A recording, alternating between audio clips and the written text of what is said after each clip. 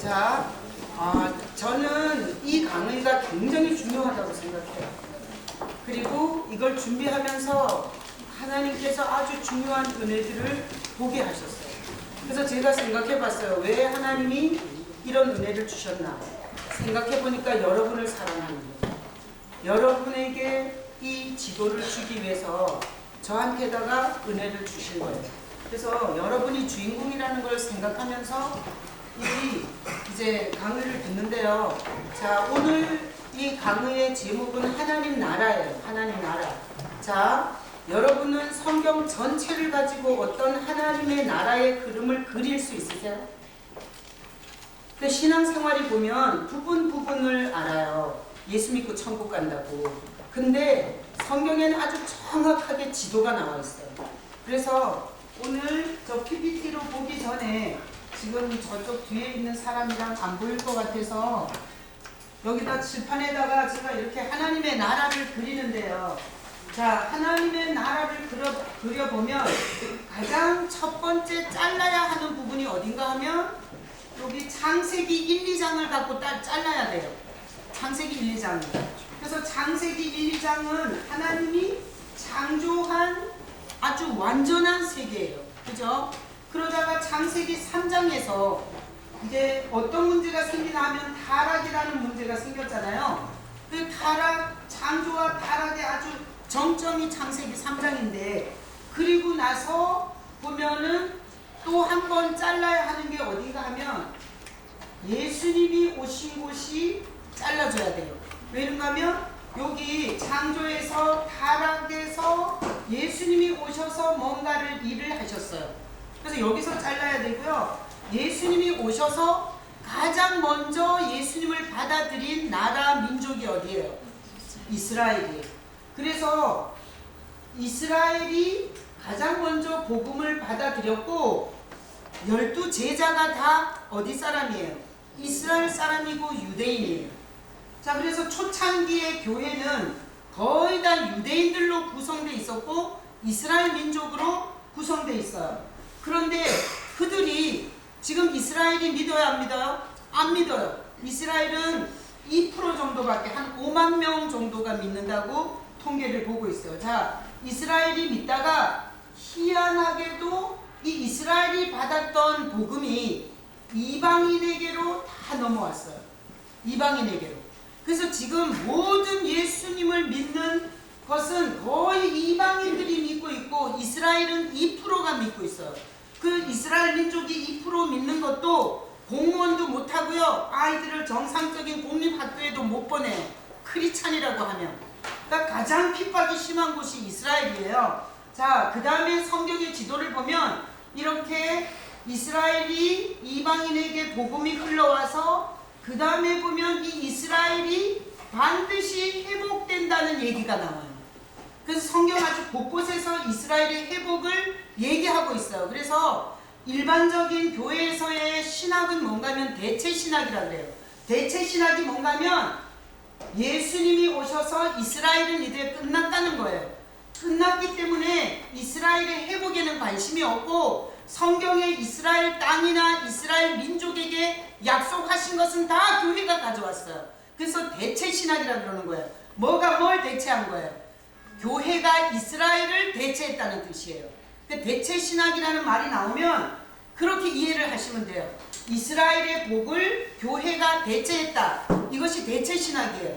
자, 그러면 여기서 하나 잘라지는데 여기서 잘라지면서 여기 이스라엘이 회복이 되면 예수님이 재림한다고 성경에 나와 있어요. 자, 예수님이 재림을 하고 그 다음에 천년왕국이 있어. 천년왕국. 천년왕국이 있고 그 다음에 여기에서 천년왕국에서는 마귀가 완전 무조건에 들어가서 전혀 마귀가 역사를 안 해요.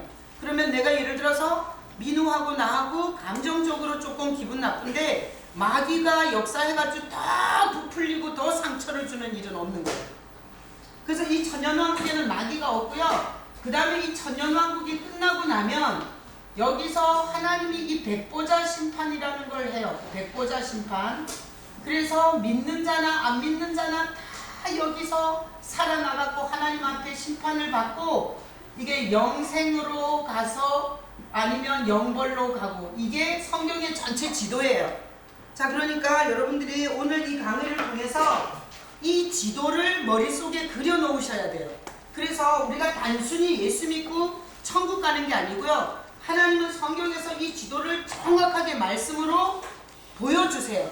그러면 제가 지금부터 할 거는 뭔가 하면 말씀 PPT로 요것을 증명을 할 거예요. 증명을. 자, 그러면 여기서 창조에서 타락하면서 우리가 지난주에 했던 거예요. 지난주에 했던 게 하나님이 땅의 주인을, 땅을 만들어서 땅의 주인을 누구라고 한 거예요? 우리 인간이라고 한 거예요. 그래서 이때 당시에 창조에서 땅의 주인은 우리였어요. 그런데 타락하면서 이 주인이 이게 마귀에게 팔려버린 거예요. 우리의 주권을 뺏긴 거예요. 그래서 지난주에 희년, 또 기업물을 짜, 이래서 노예에서 해방이 되고, 그죠? 노예에서 해방이 되고, 그 다음에 빚이 탕감되고, 그 다음에 기업을 도로 찾는 것. 요게 굉장히 중요한 그런 내용이었는데, 자, 여기서 보면 창조에서 타락하면서 인간이 노예가 돼요. 죄의 노예, 마귀의 노예. 그래서 노예가 되고요, 마귀의 노예가 돼서 죄에 대한 빚이 점점 늘어나요, 줄어들어요? 점점 늘어나는 거예요. 갚아야 할 빚이, 죄의 빚이 점점 늘어나고 결국은 자기가 받은 기업에서 쫓겨난 신세가 된 거예요. 자, 이러면서 예수님이 오셔서 노예에서 해방하고 빚에서 탕감해주고 하나님의 원래 기업을 찾게 해준 게 지난주 강의였어요. 자, 요 지도를 이렇게 놓고 제가 PPT를 가지고 요거를 설명을 할 테니까요. 자, 보세요. 자, 하나님의 나라를 봅니다. 자, 안 되네. 자, 너가 해봐, 그럼. 그래서 안 먹혀. 자, 창세기 1장 26절, 27절에 보면, 자, 다 같이 읽어보겠습니다. 하나님이 이르시되 우리의 형상을 따라 우리의 모양대로 우리가 사람을 만들고 그들로 바다의 물고기와 하늘의 새와 가축과 온 땅과 땅에 있는 모든 것을 다스리게 하자 하시고, 자, 저기 보니까 하나님이 인간을 만드시고 사람을 만드시고 온 땅과 그리고 그 땅에 있는 모든 것을 다스리게 하자. 그것이 위임된 거예요. 이게 우리 인간이 땅을 이렇게 다스리다. 그 다음에 그 밑에 읽어봐요. 하나님이 자기 형상 곧 하나님의 형상대로 사람을 창조하시되 남자와 여자를 창조하시고, 넘겨. 다 같이 읽어요. 하나님이 그들에게 복을 주시며 하나님이 그들에게 이르시되 생육하고 번성하여 땅에 충만하라. 땅을 정복하라. 바다의 물고기와 하늘의 새와 땅에 움직이는 모든 생물을 다스리라 하시니라. 땅의 주인이 누구 같아요? 그쵸? 땅을 정복하라. 땅에 충만하라. 땅을 다스리라. 이게 땅의 주인이 우리예요. 여기 말씀에서 증명이 됐죠?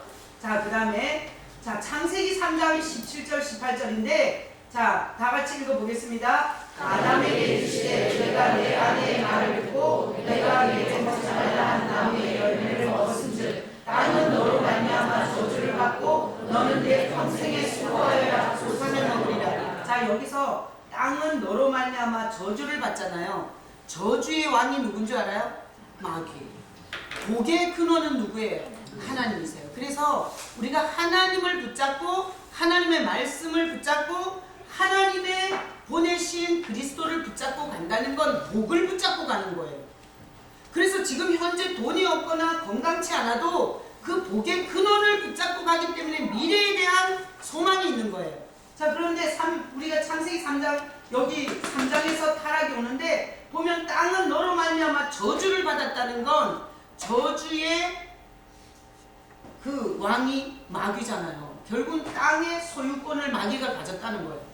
그래서 하나님의 기업인 사람들에게 이 기업의 효과가 안 나오는 거예요. 자, 그래서 그 밑에 3장 18절 읽어봐요. 땅이 내게 가시덤불과 엉겅퀴를 내주었다. 내가 먹을 것은 밭의 채소인지. 그래서 인간이 땅을 기초로 엄청 열심히 사는데 거기 보니까 땅은 뭘 내요? 가시와 엉겅퀴만 내요. 그래서 마귀는 우리가 애쓰고 힘쓰는 보상을 못 주게 해요. 우리가 열심히 사는데 절대 그 열심의 대가를 못 받게 해요. 그게 마귀 새끼예요. 그래서 창세기 3장 17절에 보니까 여기 창조에서 요 타락의 상황이 아주 엄청나게 극과 극의 차이가 나는 걸 알 수 있겠죠. 여기서는 땅이 인간에게 효력을 줬어요. 근데 여기서는 땅이 인간에게 효력을 주지 않아요.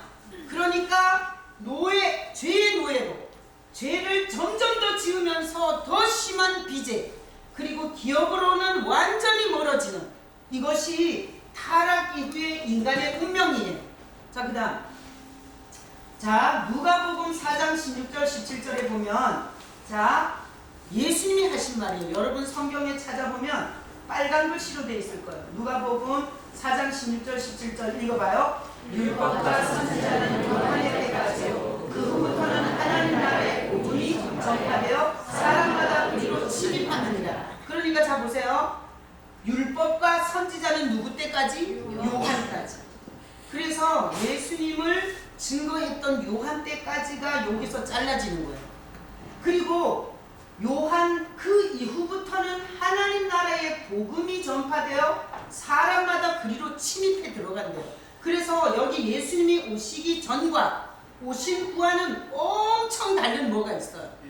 자, 그 다음에 밑에는 패스. 그 다음에 자 18절 읽어봐요. 18절 무릇 자기의 아래 버리고 이거 아닌데? 야, 이거 잘못 적었어.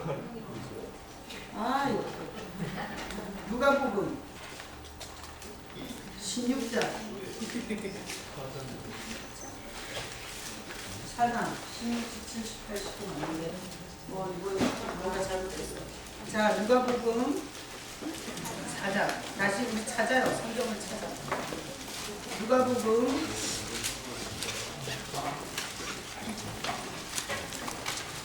4장이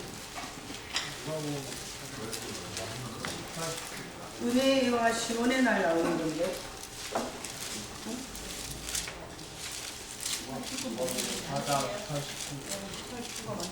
18, 19 맞아? 예. 근데 저기 내용이 틀린 거지. 예. 한번만. 자, 우리 누가복음 4장 18, 19절. 이게 중요한 건데 이거를 실수했네. 자, 누가복음 4장 18절 19절 여러분 성경에 빨간 글씨로 돼 있죠. 누가 하신 말이에요?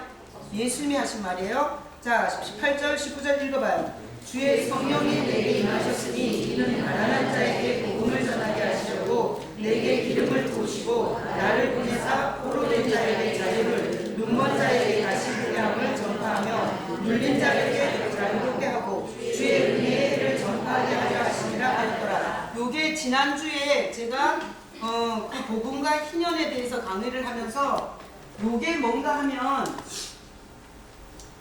요 이사야 말씀인데 여기서 이 본문을 보세요. 저기 보면 이렇게 나와 있죠.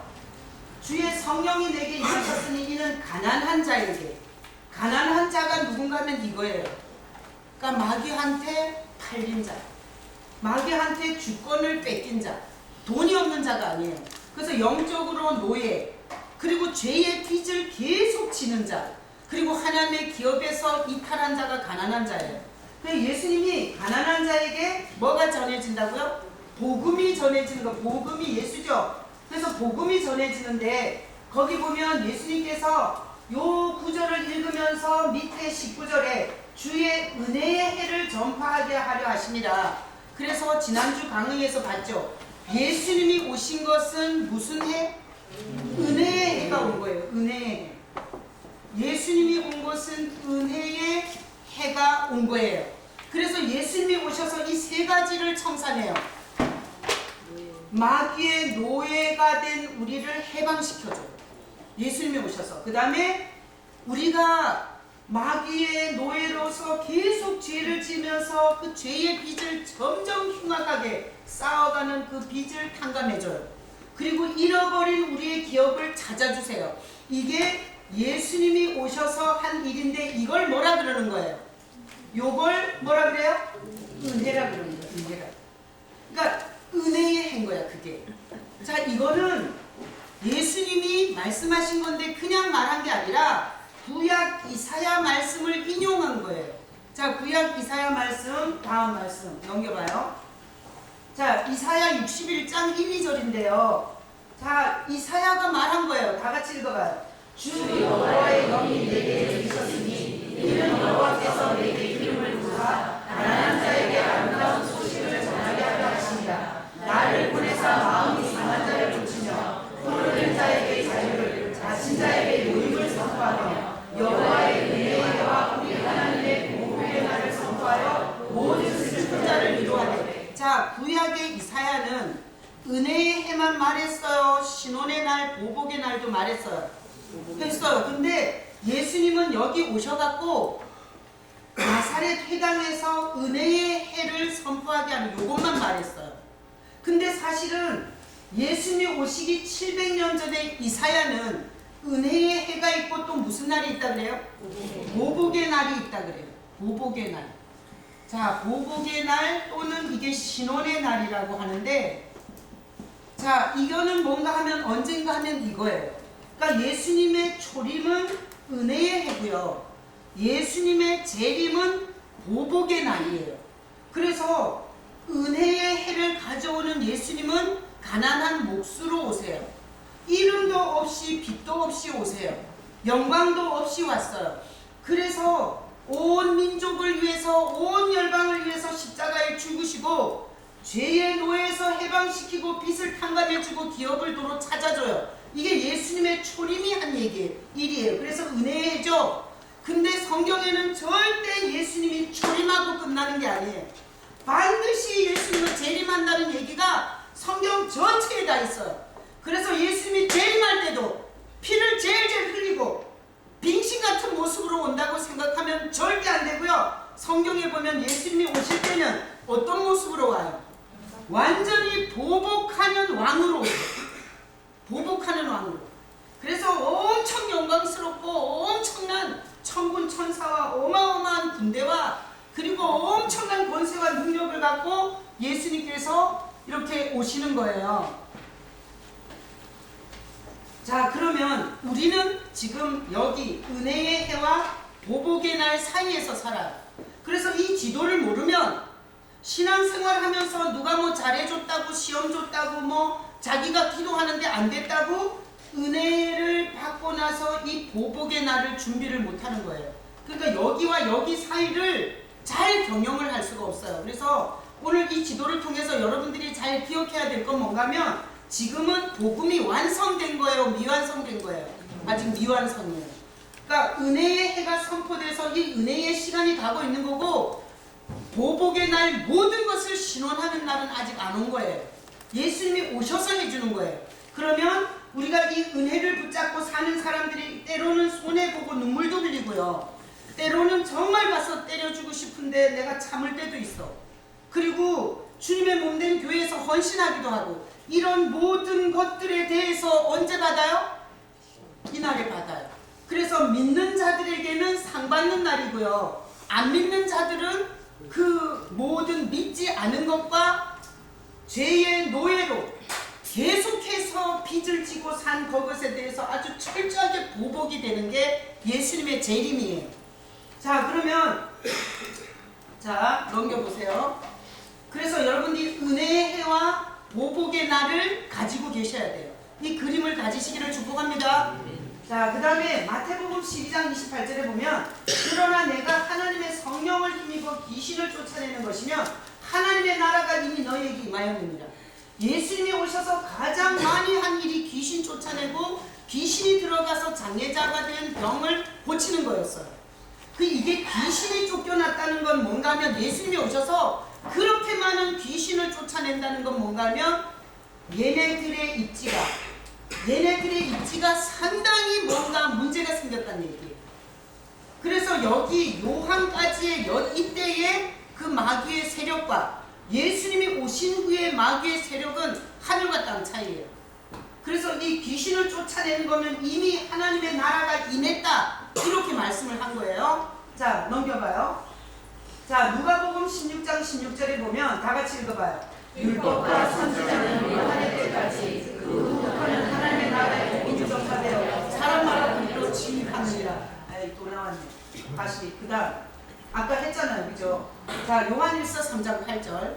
자, 다 같이 읽어봐요. 죄를 짓는 자는 마귀에게 속하나니 마귀는 처음부터 범죄하니라. 하나님의 아들이 나타나신 것은 마귀의 일을 멸하시니라. 자, 그래서 여기서 땅의 권세를 장악하고 있던 마귀가 언제 멸해진 거예요? 예수님이 오셔서 멸해진 거예요. 그래서 지금 어떤가 하면 예수 그리스도의 복음이 있는 곳에는 마귀가 쫓겨가게 돼 있어요. 근데 이 복음에 대한 이해가 없고 예수 그리스도에 대한 의미를 잘 모르면 얘가 속이는 거예요. 여기서 활동하고 있기 때문에.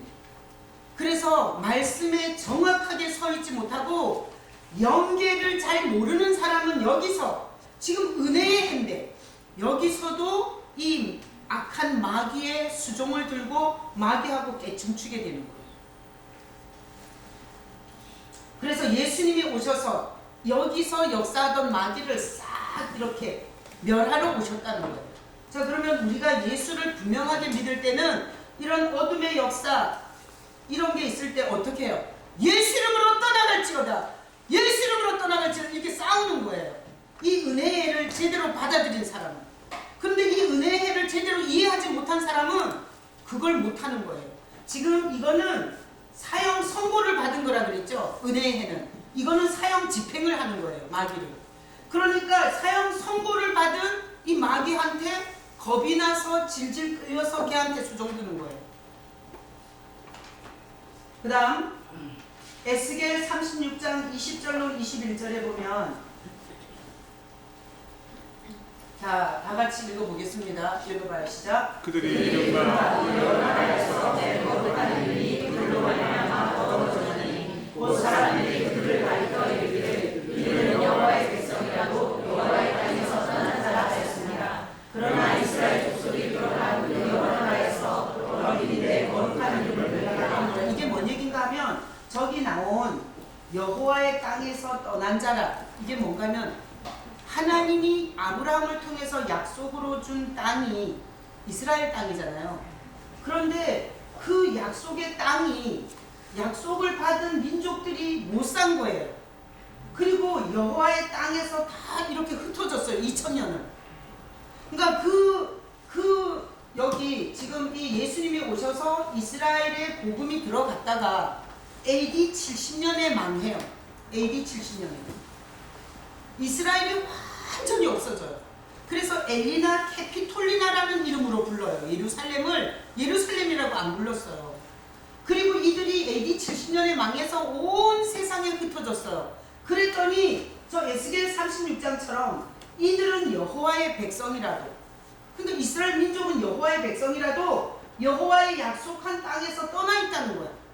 그래서 2000년 동안 전혀 하나님의 약속이 이루어지거나 하나님이 역사한다는 걸 볼 수가 없었어요. 왜? 언약을 받은 백성들이 그 땅에 없었으니까. 그래서 교회가 대체 신학이 생긴 거예요.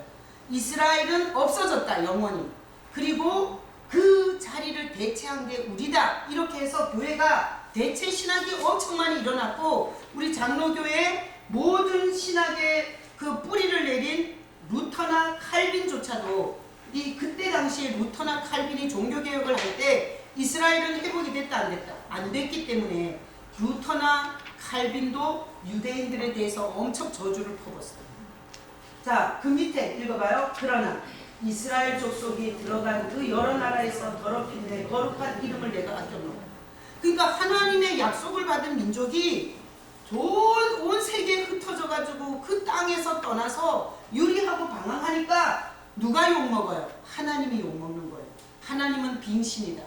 자기 백성을 그 땅에서 지키지도 못했다. 언약을 받은 백성이 결국은 다 흩어졌잖냐. 이런 욕을 그 이스라엘 이스라엘 백성의 그 고난받는 그 기간 동안에 하나님이 엄청 이 하나님의 이름을 더럽혀졌다는 거예요. 그래서 여러 나라에서 더럽힌 내 거룩한 이름을 내가 아껴노라.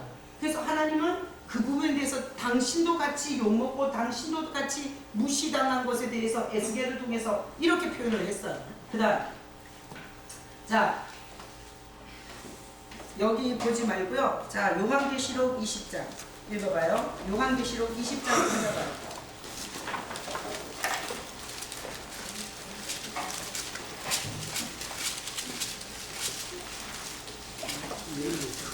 자 요한계시록 20장에 보면 자 20장 1절부터 6절까지 자 1절부터 6절까지 우리 제가 한 절 읽고 여러분이 한 절 읽고 내용을 잘 보세요. 20장 1절 또 내가 꿈에 천사가 무대응의 열쇠와 큰 쇠사슬을 그의 손에 가지고 하늘로부터 내려와서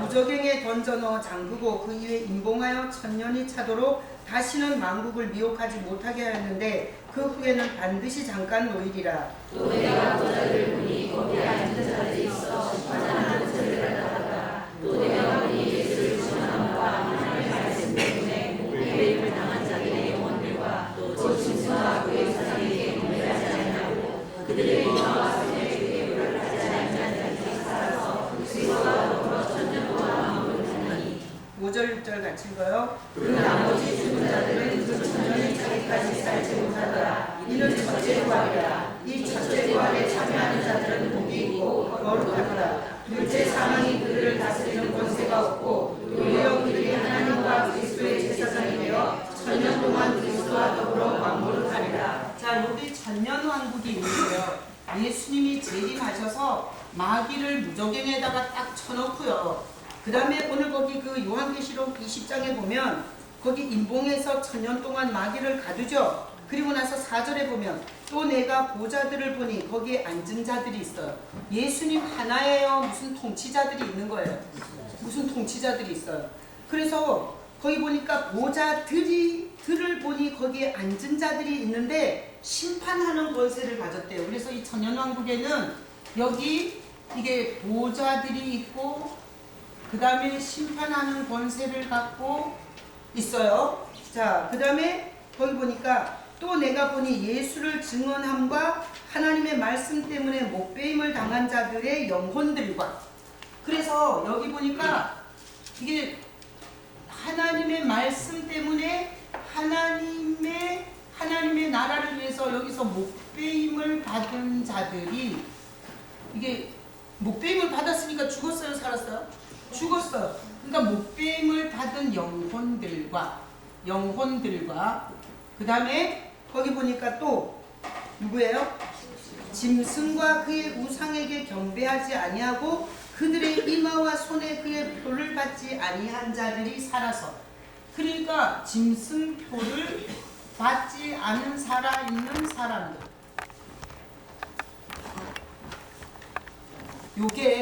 요게 천년왕국의 구성원들.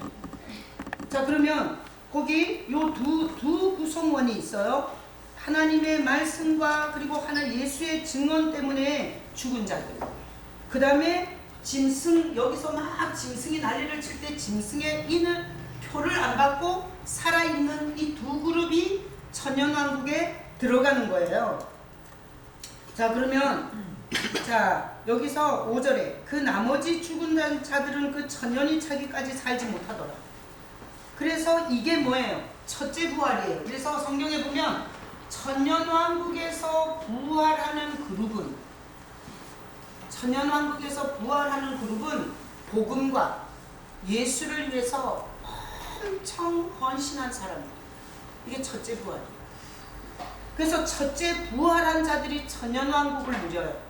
자 6절 읽어봐요. 그 첫째 부활에 참여하는 자들은 복이 있고 거룩하도다. 둘째 사망이 그들을 다스리는 권세가 없고 도리어 그들이 하나님과 그리스도의 제사장이 되어 천년 동안 그리스도와 더불어 왕노릇 해야 돼. 그래서 여기 이 그룹이 천년 동안 예수님과 함께 왕노릇해요. 그래서 이 천년 왕국 동안에 부활해서 예수님이 통치하는 나라를 경험하는 자들이 이 자들이에요.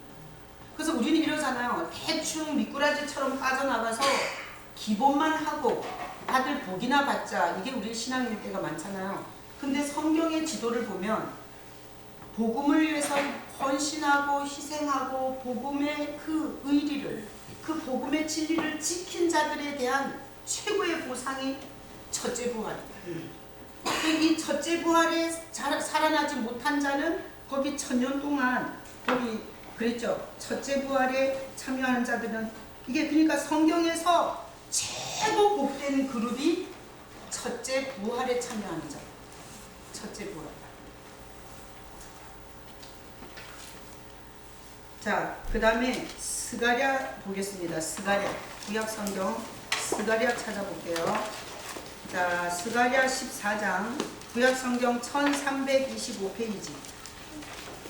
1325페이지. 1325페이지. 구약 성경. 자, 다 찾았어요? 스가랴 14장. 1325페이지. 자, 1절 다 같이 읽어봐요. 여호와의 날이 이르리라. 그날에 내 재물이 약탈되어 내 가운데서 나누이리라. 2절 읽어봐요. 내가 이방 나라들을 모아 예루살렘과 싸우게 하리니 성읍이 함락되며 가옥이 약탈되며 부녀가 욕을 당하며 성읍 백성이 절반이나 사로잡혀 가려니와 남은 백성은 성읍에서 끊어지지 아니하리라. 이게 뭔가면 지금 예루살렘이 이방 나라들과 싸워요. 스가랴 14장은. 그러니까 거기 보니까 이방 나라들이 다 모여와서 예루살렘과 싸우는 전쟁이 나와 있어요. 스가랴서에. 자, 그래서 이스라엘이 예루살렘이 난리가 났죠. 거기 보니까 성읍 백성이 절반이나 사로잡혀가고 남은 백성이 성읍에서 뭐 이런 말이 있잖아요. 3절 읽어봐요. 다 같이. 그때 여호와께서 나가사 그 이방 사람들을 치시되 이왕의 전쟁날에 싸우는 것이 아니라. 그래서 여기 예수님의 재림이 언제냐 하면 온 이방 나라가 이스라엘과 어떤 전쟁을 해요. 전쟁을 할 때 이스라엘이 완전 밀려서 져요. 그 2절처럼 완전 지는데 그때 예수님이 딱 오는 거예요. 자, 거기서 와서 거기 그때 여호와께서 나가사 그 이방 나라들을 치시되 이왕의 전쟁의 날에 싸움과 같이 하리라. 그때 주님이 오셔서 이게 하늘의 군대와 하나님의 그 권세와 능력을 갖고 그 전쟁에 개입을 하시는 거예요. 자, 4절 읽어봐요. 그날에 그의 발이 예루살렘 앞 곧 동쪽 감람산에 설 것이요 감람산은 그 한가운데가 동서로 갈라져 매우 큰 골짜기가 되어서 산 절반은 북으로 절반은 남으로 옮기고. 이게 뭔가 하면 예수님께서 재림하시는데 감람산으로, 예루살렘 그 감람산으로 오시는 거예요. 그 전쟁에 개입이 되면서 전쟁이 핵전쟁일 수도 있고 수소폭탄 전쟁일 수도 있어요. 그런 전쟁에 주님이 오셔가지고 개입하면서 어마어마한 지진이 일어나는 거예요. 그래서 이 지금 현재 있는 감람산이 거기 그렇게 나와 있죠. 완전히 동서로 갈라져서 큰 골짜기가 된다. 그럼 이거는 태국에서 일어난 쓰나미 정도가 아닌 거예요. 어마어마한 이 지진이 일어나는 거예요. 그러니까 사람이 폭탄이나 과학기술을 갖고 거기서 살아남을 수 있겠어요? 그러니까 그래서 거기 5절에 보면 그 산 골짜기는 아셀까지 이를 거라. 이게 어마어마한 거리인데 그까지 갈라질 거라는 거예요. 이 감람산이. 너희가 그 산 골짜기로 도망하되 유다왕 우시야 때의 지진을 피하여 도망하던 것 같이 하리라. 그 이제 결국은 지진이라는 거예요. 나의 하나님 여호와께서 임하실 것이요 모든 거룩한 자들이 주와 함께 하리라. 그러니까 예수님이 그 이미 주님께 간 성도들과 천군 천사와 함께 이렇게 그 전쟁에 개입해서 와요. 자, 6절 읽어봐요. 그날에는 빛이 없겠고 광명한 것들이 떠날 거라. 그러니까 이게 물리적인 빛, 인간이 조작하고 만든 이런 빛들이 이렇게 떠날 거라는 거예요. 7절 읽어봐요. 여호와께서 아시는 한 날이 있으니 낮도 아니요 밤도 아니라 어두워 갈 때에 빛이 있으리라. 그래서 물리적인 빛이 아니라 이게 하나님의 영광의 빛이 이렇게 그 전쟁에 개입되고 거기에 와서 주님께서 탁 이렇게 좌정하셔요. 그래서 8절 읽어봐요. 그날에 생수가 예루살렘에서 솟아나서 절반은 동해로 절반은 서해로 흐를 것이라. 여름에도 겨울에도 그러하리라. 이게 스가랴가, 이 스가랴는 전체가 다 예수님의 재림에 대해서 굉장히 많이 얘기를 하고 있어요. 근데 아주 정확하게, 자, 신혼의 날, 보복의 날에 이 이스라엘의 전 전쟁을 통해서 주님께서 하늘과 땅의 모든 권세를 가지고 초자연적인 역사를 가지고 인간 전쟁에 개입하면서 거기에 와서 샥 쓸고, 그리고 거기에서 전쟁이 얼마나 극심했는지 에스겔서 같은 데 보면 7년 동안 그 무기를 나무로 떼요. 그런 얘기가 나와요.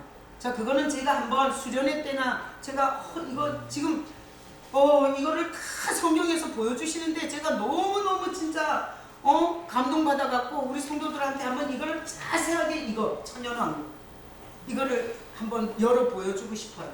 자, 뭔 얘기인지 알겠죠? 그 다음에 그 스가랴서 이사야 2장 2절로 4절, 자, 한번 읽어봐요. 시작. 만일에 여호와의 전에 산이 모든 산꼭대기에 굳게 설 것이고 모든 작은 산 위에 뛰어나리니 만방이 그리로 모여들 것이라. 이사야 2장을 쭉 읽어보면 이런 내용이 나와요. 만일에, 이건 마지막이죠. 마지막에 여호와의 전에 산이 모든 산꼭대기에 굳게 선다. 그래서 이사야 2장도 한번 찾아봐봐요. 우리 한번 읽어봐요. 이사야 2장. 이사야 2장. 이게 너무 양이 많아갖고. 자, 이사야 2장을 찾아서 거기 2절을 지금 읽었잖아요. 자, 3절 읽어봐요. 3절 다 같이 읽어봐요.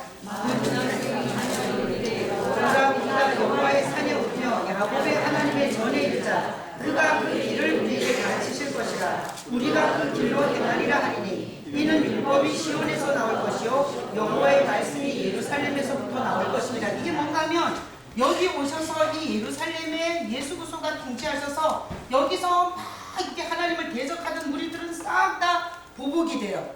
그리고 하나님을 믿고 따르고 짐승의 표를 안 받고 있던 사람들이 여기서 예수님께서 보호하시고 여기서 만나주세요. 그리고 나서 여기가 예수님이 1000년 동안 통치하는 본부가 돼요. 예루살렘이. 그래서 거기 이사야서에 보면 많은 백성이 그리로 가면서 여호와의 산에 오르자, 야곱의 하나님의 전에 이르자 이러면서 그리로 간다는 거예요. 그리고 거기 보면 율법이 시온에서 나올 것이요 여호와의 말씀이 예루살렘에서부터 나올 것이라. 예루살렘 거기 이 3절에 이랬죠. 많은 백성이 가며 이르기를 오라 우리가 여호와의 산에 오르며 야곱의 하나님의 전에 이르자. 그가 그의 길을 우리에게 가르치실 것이라. 직접 가르치는 거예요. 예수 그리스도가 재림하셔서 예루살렘에서 직접 온 세계를 통치하시고 직접 거기서 가르쳐요. 그 사람들이 거기서 우리가 율법과 그리고 하나님의 그 말씀을 듣자. 우리는 이거를 우리가 그냥 추상적으로 생각했잖아요. 근데 자 보세요. 그 다음에 4절 읽어봐요. 이사야 2장 4절. 그가 열방 사이에 판단하시며 많은 백성을 판결하시리니 무리가 그들의 칼을 쳐서 보수를 만들고 그들의 창을 쳐서 낫을 만들 것이며 이 나라와 저 나라가 다시는 칼을 들고 서로 치지 아니하며 다시는 전쟁을 연습하지 아니하리라. 이런 시대가 있었어요? 없었어요. 그러니까 여기서 말하는 거는 예수 그리스도께서 예루살렘에서 만왕의 왕이 되어서 통치하시면서 그때는 나라와 나라끼리 절대 전쟁이라는 게 없다는 얘기를 하는 거예요.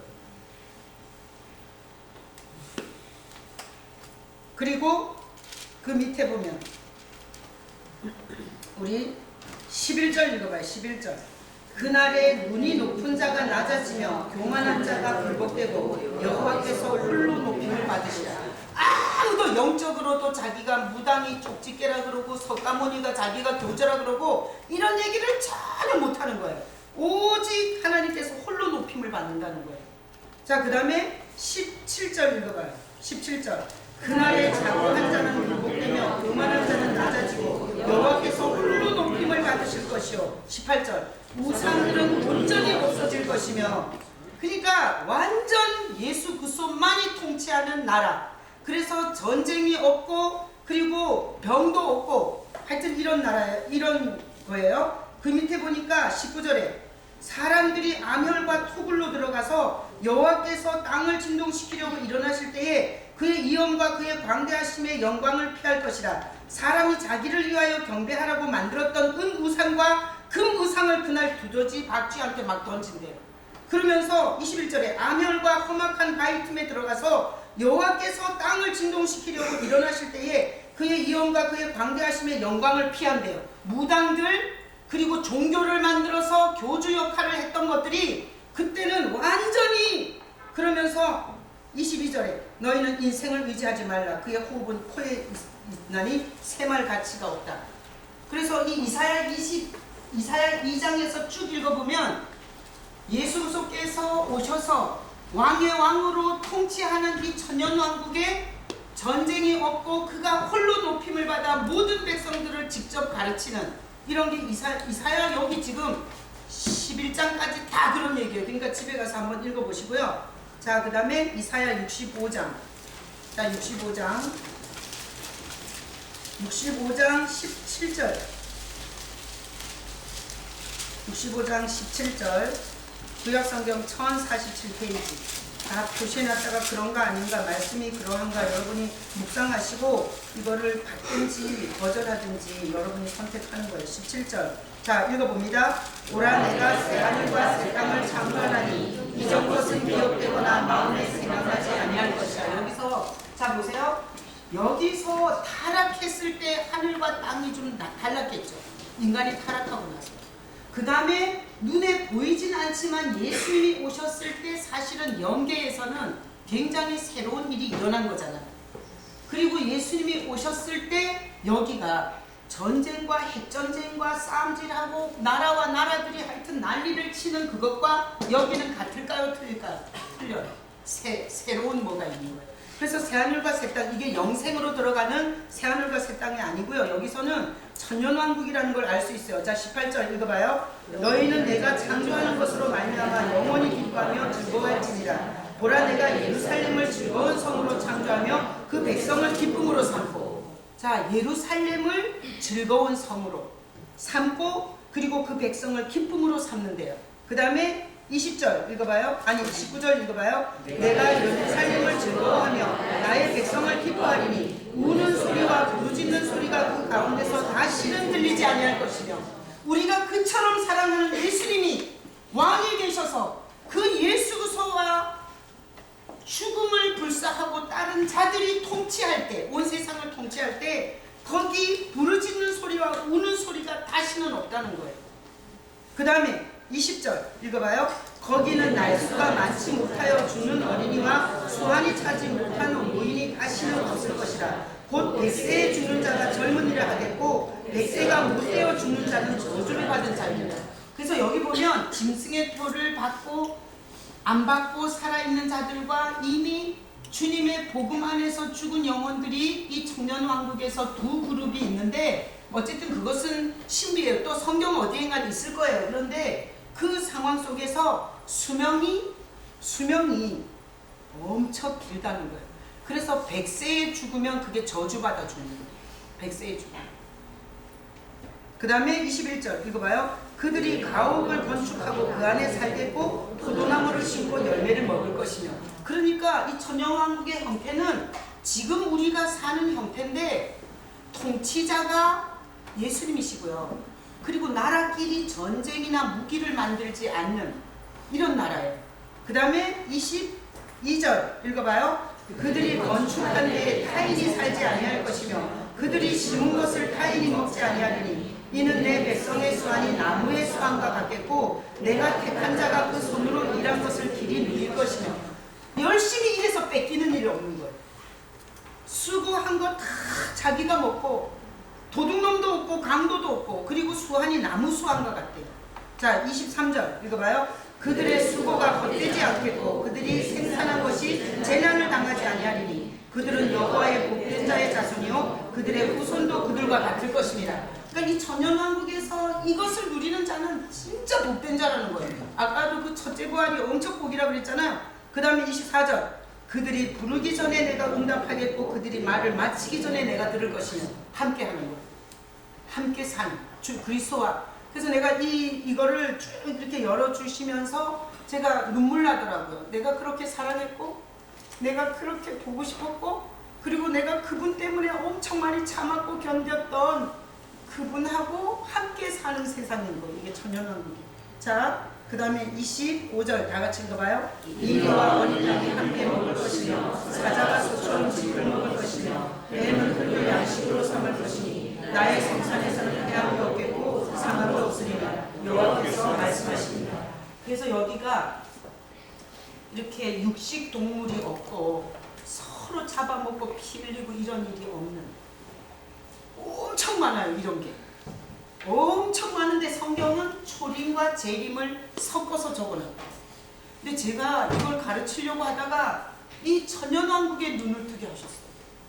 그래서 에스겔서에 보면 예루살렘에서 절기를 지키고 그리고 제사를 지내요. 그죠? 최수영 집사님이 언젠가 나한테 목사님 에스겔서에 예루살렘의 성전에 절기가 회복이 되고 짐승의 제사를 드리는데 그게 뭐냐 그랬는데 나도 모른다 그랬어요.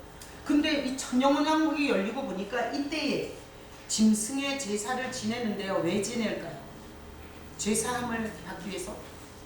예수 그리스도가 어떻게 우리를 위해서 죽으셨는지를 기념하는 세레모니.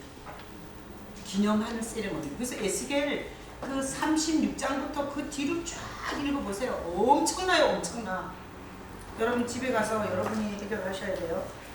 자, 그래서 이 지도를 여러분들이 가지고 신앙생활을 하세요. 이 지도를 가지고. 천년왕국이 있고 그 다음에 여기서 이 왕국이 끝났을 때 마귀를 풀어요. 거기에서 최종 영생과 영벌로 갈라지는 게 이게 지도예요. 이 지도를 가지고 여러분이 신앙생활하면 어디 가서 이단에 안 빠지고 그리고 여러분이 신앙의 절제, 인내 그리고 가장 영광스러운 자리에 설 수 있어요. 근데 만약에 이 전체 지도가 없으면 그저 예수 빙자에서 돈이나 뜯어먹으려고 하고 이 땅에서 뿌리받고 잘 먹고 잘 살려고 하다가 결국은 자기 영혼을 파는 인생이 되는 거예요. 자, 이것이 하나님의 나라에 대한 지도인데 여러분들이 개인적으로 묵상하시면서 성경에서도 확인하시고요. 자, 그 다음에 지금 우리가 앞으로 이스라엘을 공부할 거예요. 그래서 이스라엘을 공부하는 이유를 제가 지금부터 보여드릴게요. 이스라엘 회복에 대해서 말씀을 봅니다. 미가서 5장 2절 다 같이 읽어봐요. 베들레헴 에브라다야 너는 유다 족속 중에 작을 지라도 이스라엘을 다스릴 자가 내게서 내게로 나올 것이라. 그의 근본은 상고의 영혼에 있는 자. 베들레헴 에브라다야 거기 가장 작지만 이스라엘을 다스리는 네 개로 나올 것이라. 그래서 예수님이 어디서 탄생해요? 베들레헴에서 나셨어요. 이 말씀의 성취예요. 그 다음 이사야 9장 6절에 보면 자, 다 같이 읽어봐요. 이는 한 아들가 우리에게 낳고 한 아들을 우리에게 주신 바 되었는데 그의 어깨에는 정사를 메었고 그의 이름은 기묘자라 모사라 전능하신 하나님이라 영존하신 아버지라 영광의 왕이라. 자, 그래서 이 천년왕국은 우리가 상상할 수 없는 평강의 왕이 통치하시는 상상할 수 없는 나라예요. 그 다음 마태복음 2장 1, 2절 읽어봐요. 헤롯 왕 때에 예수께서 유대 베들레헴에서 나심에 동방으로부터 박사들이 예루살렘에 이르러 가라되. 자, 아까 미가가 예언했던 대로 예수님이 어디로 왔어요? 베들레헴으로 오셨어요. 자, 그 밑에 읽어봐요. 유대인의 왕으로 나신 이가 어디 계시냐. 우리가 동방에서 그의 별을 보고 그에게 경배하러 왔노라. 자, 예수님이 이스라엘 유대인의 왕으로 탄생하신 거예요. 자, 마태복음 2장 3절로 4절 읽어봐요. 헤롯 왕과 온 예루살렘이 듣고 소동한지라. 왕이 모든 대제사장과 백성의 성판을 들어 그리스도가 어디서 나셨느냐 물으니. 자, 그 다음 자, 이르되 유대 베들레헴이오니 이는 선지자로 이렇게 기록된 바 또 유대 땅 베들레헴아 너는 유대 중에 이거 아까 미가서죠. 그러니까 그게 마태복음에 그대로 있어요. 그 다음 사도행전 1장 11절 읽어봐요. 이르되 갈릴리 사람들아 어찌하여 서서 하늘을 쳐다보느냐 너희 가운데서 하늘로 올려주신 예수는 하늘로 가심을 본 그대로 오시리라. 그래서 예수님이 유대 땅 베들레헴에서 태어나셨죠. 그래서 여기에서 죽으시고 승천하셨는데 본 그대로 온다 그랬잖아요. 그래서 그 땅으로 오는 거예요. 아셨죠? 자, 그 다음 로마서 11장 11절 12절 읽어봅니다. 그러므로 내가 말하노니 그들이 넘어지기까지 실족하였느냐 그럴 수 없느니라. 그들이 넘어짐으로 구원이 이방인에게 이르러 이스라엘로 시기나게 함이니라. 이거예요. 이스라엘이 먼저 복음을 받아들이고 넘어졌어요. 그리고 이방이 받아들였어요. 근데 완전히 영원히 끝났냐? 바울은 로마서에서 그렇지 않다 그랬어요. 그들이 넘어져서 복음이 이방인에게 가서 이스라엘이 시기가 나서 다시 회복이 된다고 말했어요. 그 밑에 거 읽어봐요. 그들의 넘어짐이 세상의 풍성함이 되며 그들의 실패가 이방인의 풍성함이 되거든. 하물며 그들의 충만함이에요. 그래서 얘네가 넘어지면서 우리가 예수를 믿었는데 얘네가 회복되면 예수님이 오시는 거예요.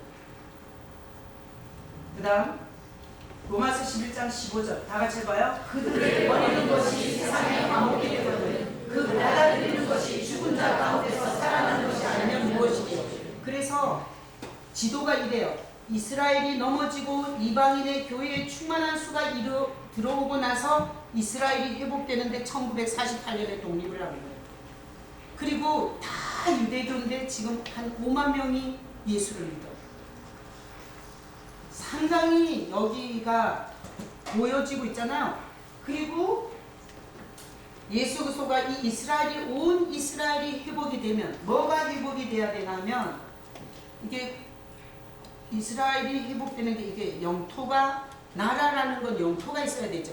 그래서 영토가 회복이 되고 국민이 회복이 되고 주권이 회복이 되면 나라예요. 그래서 이스라엘 나라가 땅이 회복되고 국민이 오잖아요. 그리고 나면 예수님이 오시는 거예요. 그 다음 스가랴 14장 2절 3절에 보면 아까 예루살렘 전쟁 얘기 있죠? 그 얘기예요. 그 다음에 그 감람산으로 온다는 거. 그 다음에 요한계시록 21장 1, 2절에 읽어봐요. 또 내가 새 하늘과 새 땅을 보니 처음 하늘과 처음 땅이 없어졌고 바다는 다시 않았다. 또 내가 보매 거룩한 성 새 예루살렘이 하나님께 하늘에서 내려오니 그 준비한 것이 신발 나는 하늘 위에 반짝반짝. 그래서 여기서 천년왕국 때도 예루살렘이 통치의 중심이죠. 그런데 이 새하늘과 새 땅, 영생과 영벌에도 그 새하늘과 새 땅에도 이렇게 표현이 되어 있었어요. 거룩한 성 새 예루살렘이 하늘로부터 내려온대요. 그러니까 하나님의 성은 하나님이 통치하는 기지는 항시 예루살렘이에요. 그래서 이만희는 과천에다가 예루살렘을 세운 거예요. 그리고 어떤 여자는 뉴질랜드에다가 예루살렘을 세웠고요. 앞으로 신흥 이단이 나오면 자기가 또 어디 예루살렘을 세울 거예요. 우리는 예루살렘을 세워야 돼요. 예루살렘의 메시지를 알고 그걸 인정하고 가야 돼요. 인정하고 가야 돼요. 그 다음 끝이에요? 아닌데? 끝이야? 이거 맞아. 아니야. 그거 뭐야? 중요한 말이었어. 자, 보겠습니다. 사무엘하 안 했지? 있어? 자, 이거 굉장히 중요해요. 사무엘하 말씀 한번 읽어봐요. 그후에 다윗이 여호와께 여쭈아하되 내가 일어나 한 성읍으로 올라가리이까 여호와께서 이르시되 올라가라. 다윗이 아뢰되 어디로 가리이까 이르시되 헤브론으로 가리이다. 자, 여기 다윗이 예수를 뭐라고 표현하냐면 다윗의 왕권을 가지고 온다고 얘기를 해요. 그래서 이스라엘이 킹 데이빗 그 다윗의 별을 이스라엘 국기에다가 표시를 하고 있거든요. 근데 다윗이 왕이 될 때 이게 굉장히 중요한 거예요. 다윗이 왕이 될 때 제일 첫 번에 다윗을 왕으로 받아들인 지파가 누구예요? 유다 지파입니다. 유다 지파. 그래갖고 저기 다윗이 사울이 죽었어요. 사무엘하에 보면 사울이 죽고 나서 다윗이 왕의 기름 부음을 엄청 오래전에 받았잖아요. 그래서 내가 어디로 가서 왕이 되어야 되냐고 그랬어요. 밑에 구절이 있나? 자, 읽어봐요. 유다 사람들이 와서 거기서 다윗에게 기름을 부어 유다 족속의 왕으로 삼았더라. 자, 거기까지. 다윗이 오래전에 왕의 기름을 부음을 받고 엄청 개고생하고 살잖아요. 이거 찍는데 또 이런 말을 써요. 그러다가 왕이 된 거는 엄청 오랜 후에 왕이 되는데 이 다윗을 왕으로 받아들인 족속이 유다 족속이에요. 그래서 예수님이 이 지상의 왕으로 오시는 데 있어서 이스라엘이 예수님을 받아들이는 것은 다윗에게 왕이 유다 족속을 통해서 왕이 돼요. 그랬다가 나중에 자 사무엘하 그다음 5장에 가보면 유다 지파의 왕만 됐어요. 처음에. 그러다가 다 같이 읽어봐요. 이스라엘 모든 자가 여호와의 이르러 이르되 소서 우리를 왕의 땅이니라. 사울 아들이 막 나라를 쪼개갖고 이러다가 다 정리가 되고 모든 지파가 다윗을 왕으로 받아들여. 그래서 여기 요 모습하고 아주 비슷해요. 예수님이 이스라엘이 거절하잖아요. 이방의 복음이 편만해졌잖아요. 그리고 이 이스라엘이 예수를 받아들여 찬송하리로다 주의 이름으로 오시는 이요. 이렇게 유다 족속처럼 그 족속이 그 고백을 할 때 주님이 온다고 했잖아요. 그래서 다윗이 왕이 된 거랑 굉장히 비슷한 게 예수 그리스도가 그리스도라는 기름 부음을 받았어요. 그런데 지금 2016년이 지나도록 우리는 눈에 보이는 뭐가 없어요. 그래서 신앙생활을 하다가 실족하고 떠난 사람도 되게 많아요. 근데 사실은 예수 그리스도의 진짜 왕권은 이때예요. 근데 이때를 이스라엘이 환영하고 그리고 모든 족속들이 그를 왕으로 받아들여서 그분의 실제적인 통치가 이게 어떤 분이 그러더라고요. 지도를 갖고 막 이렇게 그려보면 가장 지구촌의 센터가 예루살렘입니다. 그러면 그게 뭔 말인지 이해가 안 돼서 나는 못 해보니까 여러분들이 지도 펼쳐서 해보시고 그래서 우리가 다음 주부터 이 예루살렘 이스라엘의 역사 그들이 어떻게 2000년 동안 세월을 살았는지 그들이 실제 지금은 어떻게 하고 있는지 그리고 성경에서 그들을 하나님이 어떤 걸로 쓰는 건지 그래서 이스라엘을 공부하면서 이스라엘을 숭배하자는 게 아니고요. 이스라엘은 이게 제사장 국가예요. 제사장 국가.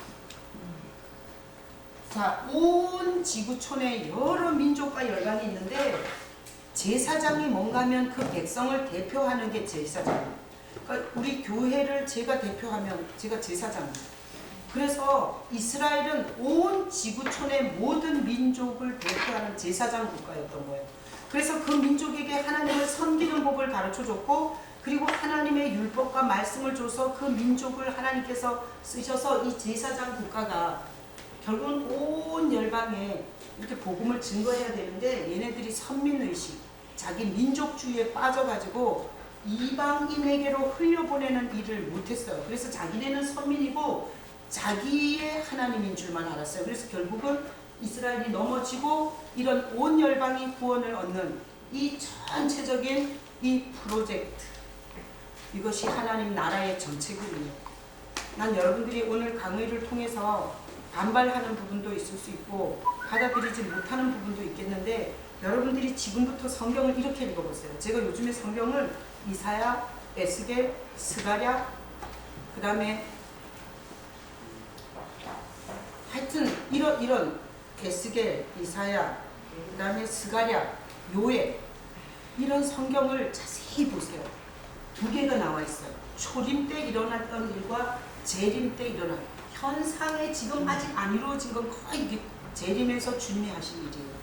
자, 이 말씀을 가지고 여러분이 신앙생활을 어떻게 해야 되는지에 대해서 여러분들이 잘 생각하시고 승리할 수 있기를 예수님의 이름으로 축복합니다. 아멘. 이 시간 우리 같이 통성